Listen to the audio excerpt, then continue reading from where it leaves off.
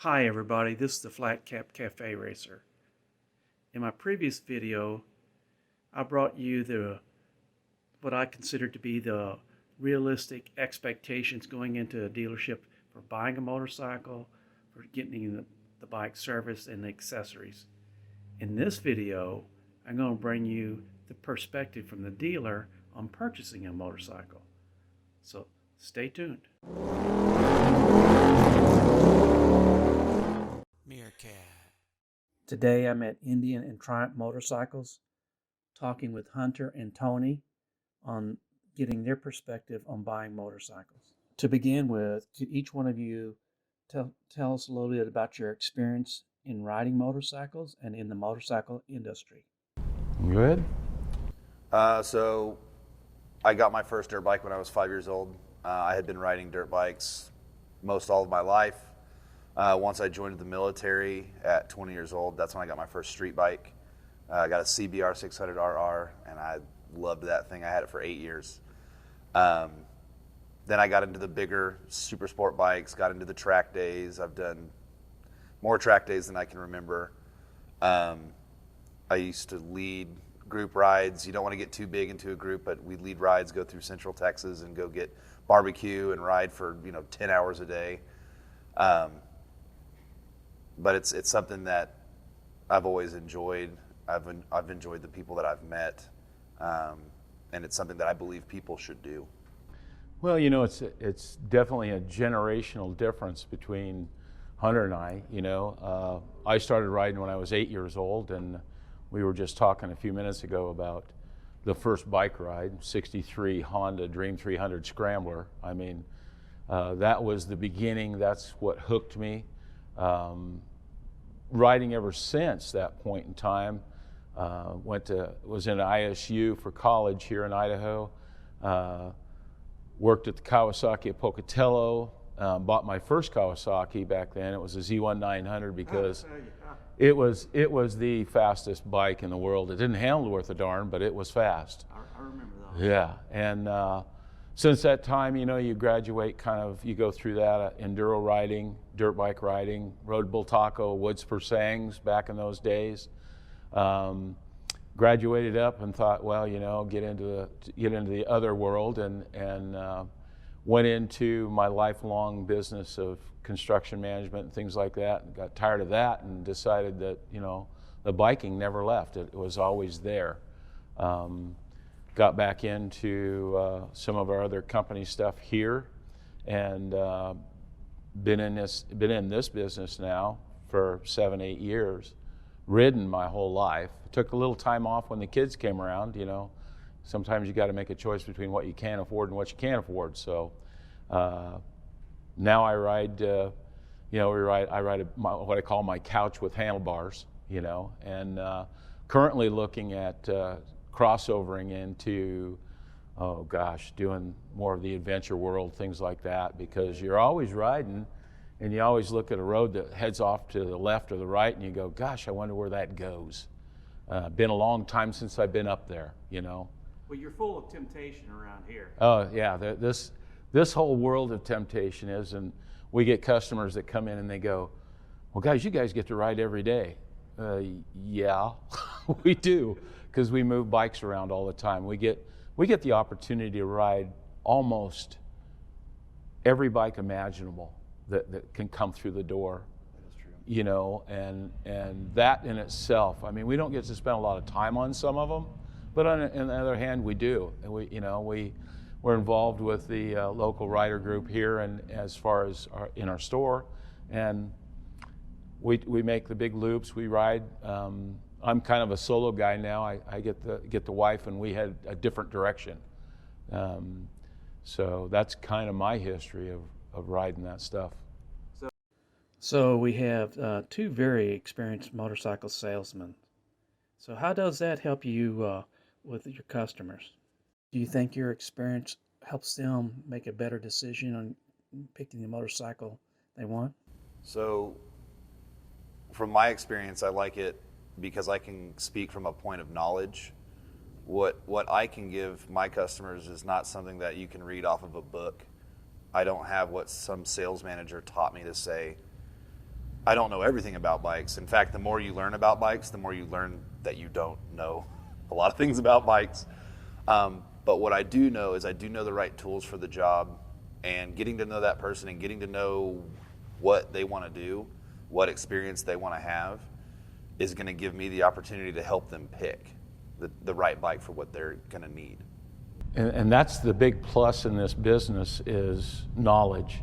I've been, excuse me, the whole scenario has changed about bike buying nowadays, it seems like to me. We've both noticed that internet, people are, it's almost ridiculous how customers come in and a lot of them know more about the bike than we do. Technologically speaking, these bikes have gone through the roof with everything, you know, from tire pressure sensors to connectivity to the internet to doing whatever. And so we have to keep up on that.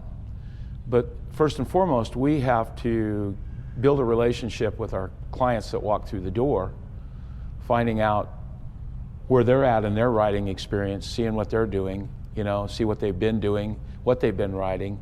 And it's a question thing that we go through and we establish a relationship with them.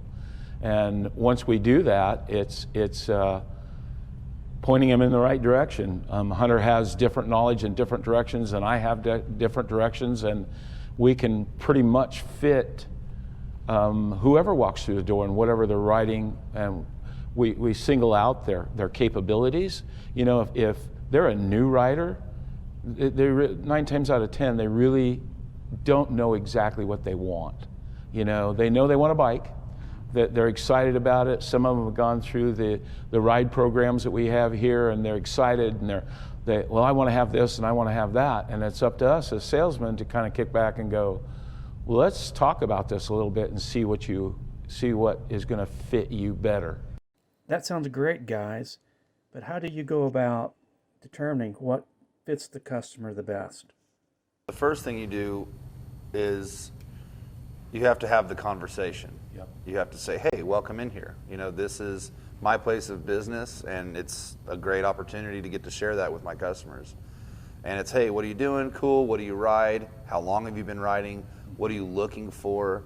And essentially, you're going to be given the information that allows you to kind of paint a picture in your head of what someone wants. Because if someone says, oh, I really like, for example, this Scout, this is a great mid-sized cruiser, and it totally is, but they're like, but I really want to do a lot of two-up riding with my wife. The Scout's still going to do the job, but it's not going to do the job as well as something like a Springfield or a Chief or a larger sized bike. And I'm not going to ever tell anyone no, but I'll definitely use my experience to say, well, hey, consider this, or even test ride both with your wife so you can see for yourself. Guys, how important is it for the customer to be honest with themselves? Paramount. Well, and like Hunter's saying, a lot of times when they come in, they have an idea, they've done their due diligence, they kind of know what they want, but they're not sure.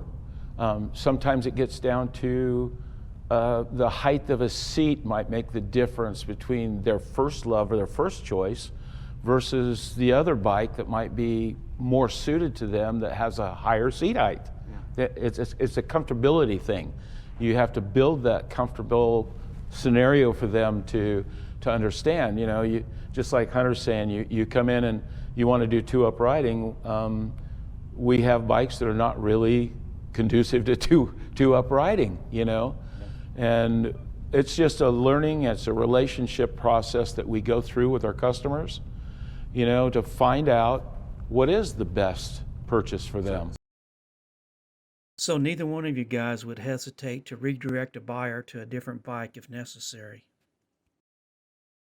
Oh, we switch them all the time. Yeah. And the thing is, I know that I'm sure like the people who are sales managers and salespeople watching this will be like, oh, they're just looking away from that's a sold deal. And it's like, I'm not looking to sell bikes. I'm looking to gain customers. I don't want you to buy one bike from me and not like it and never come back. I want you to buy every bike that you buy forever, for the rest of your natural life, from me. Mm-hmm. Mm-hmm. And if I put you on the wrong bike, my chances of that happening are low. And he's talking about a value. If we put them on the wrong bike, and we can't say we haven't. I mean, sometimes customers come through the door and they're just adamant about what bike they want. And we go through the learning process, the building a relationship, and we're standing in the back of our mind, we're going, no. Yeah. But customers are customers, you know, and I can't tell you, he can't tell you how many times customers have taken a bike for a week and a half and come back and said, I can't do this. Well, then it becomes an economic issue at that point in time as far as monies, you know. So we do our best to establish that relationship, put them on two wheels, because that's what it's all about, being on two wheels, and making that experience for them a fun experience. Because if it's not fun, we get the bike back in used process, you know, or whatever. Tony, you mentioned earlier that more of your customers are doing homework before they come in. Are they doing that homework by using the websites to build their bikes before they come in? Oh, big time. You know, YouTube is your friend. I even tell that to my customers when they're looking at competitor models. I'm like, yeah, go to YouTube, watch the videos. Most of the videos that are out there are actually really good. There's a lot of moto vloggers out there that have made careers out of checking out different bikes and doing bike giveaways, and that's really good because, at least for myself, when I was buying my first sport bike, I just knew I wanted a fast sport bike. I didn't think to look, oh hey, look on YouTube and compare. You know, for example, my first bike was the CBR 600, which in my opinion of the big four was the best, but I didn't compare it to the R6, and I didn't compare it, you know, to the GSX R600. I didn't do that because I saw it and fell in love. Yeah. And that's not bad, because nowadays nobody makes a bad bike. You could roll the dice and hit anything out there that's in our market. It's going to be an awesome bike. Exactly. You know, but it is nice to go onto YouTube and find what you like. Do you find that sometimes customers come in with unrealistic expectations? You're giggling, so I guess that's a yes. Yes. Or the I've bought 15 cars. This isn't a car. We don't have we don't have the margins that a Cadillac Escalade has. We can't work with. You don't have a 20% margin. No. The thing that a lot of our customers are not realizing, because we live in a society that is immediate gratification society. We want to have what we want to have, and we want to have it now, and we want to have the best price. And I hate to mention the C word here, but it's been an influence in our life, in our selling world, for the last 2 years. And it comes down to the expectations that everybody wants a deal. They want this, they want that. It's a little hard to deal those kind of deals when you have 3 bikes on the floor. The availability is not there anymore. We have a lot of people that hit us, like we were talking about on the internet, where they look at it and we might have an incoming number on a bike that might be here in 2 months or 3. I remember this happening 25, 30 years ago in a motorcycle market where you waited 1.5 years to get a bike. And sometimes when that bike came in, it wasn't even the color you wanted. But you waited so long, you bought the bike anyway, you know? And we're kind of faced with that in some scenarios now. I mean, it's getting better, but those expectations that customers had before, just like Hunter said, you know, we don't deal with 20% margins. You know, we don't deal with that. And freight, for instance, just say the freight, with the tariffs and everything that have gone on, and clearly, you know, we import bikes in. Costs a lot to ship them overseas, things like that. And our customers sometimes don't realize that. They want that given for free. And what it is it's not the labor that is involved, it's the containers. Paying for containers to put those motorcycles in. It's astronomical. And then they get held up out in the pond out there somewhere because of quarantine or whatever happens, and we don't see product for, gosh, we've had stuff on order for a year, almost a year. Yeah. After you explain to the customers the features of the bike, do you think it's important for them to take a demo ride? Oh, I think it's mandatory. paramount that they ride. It's going to bring everything home, because a lot of buyers, they will sit on a bike static on a showroom floor and think this is what riding it will feel like. No. And I really do feel like riding it is going to really solidify not only everything I said, it's going to reaffirm that you love riding and that you love this machine. Because back to what I said earlier, no one makes a bad bike anymore. They're all really good bikes. And when you ride it, you experience it for yourself, my job's done. Well, and the thing too is we probably go about it a little differently than some other places might, I don't know. I invite you to, if you're totally undecided and you don't know what bike you want, I invite you to go ride them all. It's the only fair assessment that you can make. You know what I mean? About finding the comfort, the whatever. You can't find it in the showroom. You can sit on a bike that's got a heated seat and turn the heated seat on like you can in a car. You can do that, you know. But, you know, a car's built to fit everybody. Motorcycles are not made to fit everybody.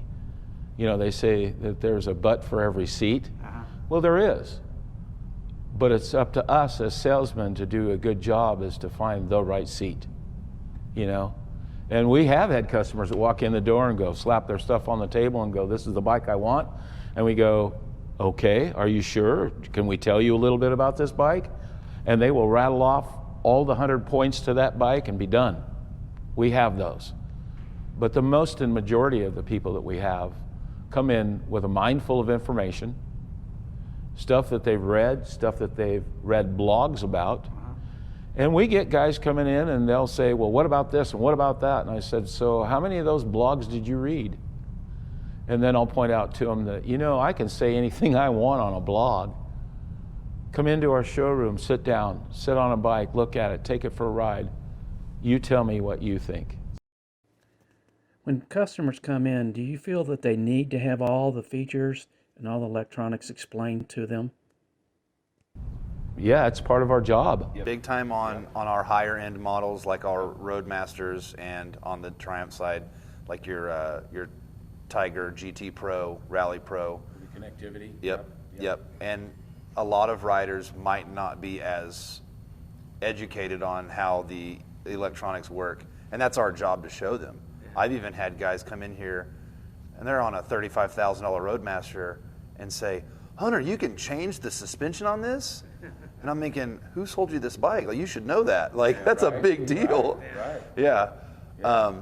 But for the most part, people are pretty good. But it is always nice to show them some flash and show them, like, hey, like for example, Roadmaster has the ability to look at cloud patterns on the GPS. Yeah.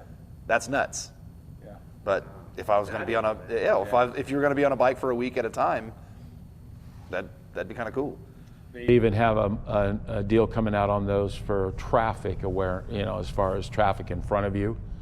They're starting to do a little bit of that too. So the technology that are in our big bikes and even our Tigers that have the connectivity capabilities as much as cars. I mean, we were totally eyes wide open this year when our Indian product came with a heat cool seat. A cool seat on a motorcycle? How come it took them 50 years to figure that out? You know what I mean? I know you have a separate department for this, but should the customer talk to you about financing options, extended warranties, and accessories availability? Well, it's, in my opinion, I think it's the salesman's job to talk about these things early. Because oftentimes, at least in my experience, when I've purchased a motorcycle, I'd go get the deal ready to go. I'd be in the finance office, and then all of a sudden they want $1,200 to $1,800 worth of extra stuff, and I've declined it because it was just too much information, too much money, too soon. But if you're talking about the bike, hey, by the way, this is an Indian motorcycle. It has a 2-year unlimited mileage warranty, but if you want, you can elect to extend that to 5 years. Right. And just let them simmer on that, because yeah, it's nice to have 2-year warranty. You're going to get that anyway. But if I'm financing the bike, I won't have my monthly payment and a bill. I've just got my monthly payment, and I'm good for the life of the loan. but let them simmer on it. So that way, whenever they get back to the back, the finance manager can bring it up again. And they've had a second to just think about it. Yeah. Well, you know, and what goes along with that is, I will go back to the four-wheel things. When you go buy a brand new car, one of the questions you ask is, what's the warranty on the car? They'll give you whatever there is now, 10 years, 100,000 mile warranty, and in your mindset you go, okay, I'm covered, I'm good for 100,000. I'll get rid of that car before 100,000. But in today's age, we put 40 and 50, 60,000 miles on our motorcycles, right? And they do come with, you know, your 2-year warranty and do extended warranties. And some guys come in and they finance their bike, they pay cash for them. We talk about the warranties a little bit, and then we turn it over to our F&I gal. But the thing that I hit on is the electronics that are in these bikes now are comparable to what's in your car. The only thing we don't have is roll-up windows. We don't have electric windows. You know? Well, yeah, in the front, but that's a windshield, not a window. True. But you get my point. I mean, everything on these new bikes, right down to our Tigers, right down to our Rocket 3s that have connectivity also. You can add all that in there, you know? And when you get fuel-injected, water pumping bikes, you get LED lighting, you get cruise control, you get lean commands, you get all these different things that are run through a control module. You'd feel really bad after 2 years or 3 years that module goes out and all of a sudden you got to put $4,000 on the table. I would rather spend the money up front on a warranty, and I'm not selling a warranty right now. I'm just, it's what we go through in a kind of a process that we go through to prepare our customers of what they are going to see in the finance office and what they're going to be shown. And it's not a bad thing to listen. It's not a bad thing to go through all of it. Wheel and tire is another thing. A lot of guys, you go out and you put a nail through a tire, that tire's done.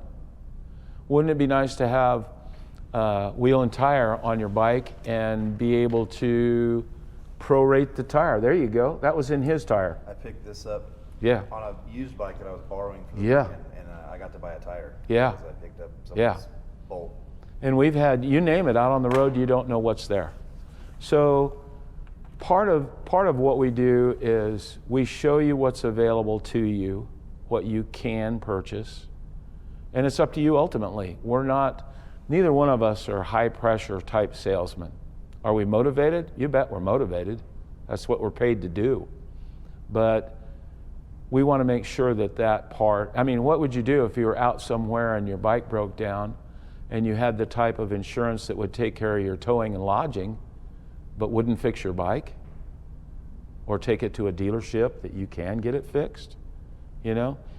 So to me, it's just smart moves. Well, a lot of people nowadays, in my experiences lately, they're keeping the motorcycles for longer because it's more of an investment. I mean, when you put $35,000 into a bike, a lot of those Roadmasters, and then we still have the people who, new technology comes out and a Roadmaster or a Challenger or whatever's come up and they go, ooh, I gotta have that. That's a different type of clientele, you know, and we're always gonna have that. Same thing in the car industry, in the RV industry, in the four-wheeler industry, it's all the same. I wanted to thank you two guys for your time. Thank you, Hunter. Thank you, Tony. I think you can see why I think these are the two best salesmen in the Treasure Valley. Join me and my friends at Flat Cap Cafe Racer for riding and racing. Please subscribe.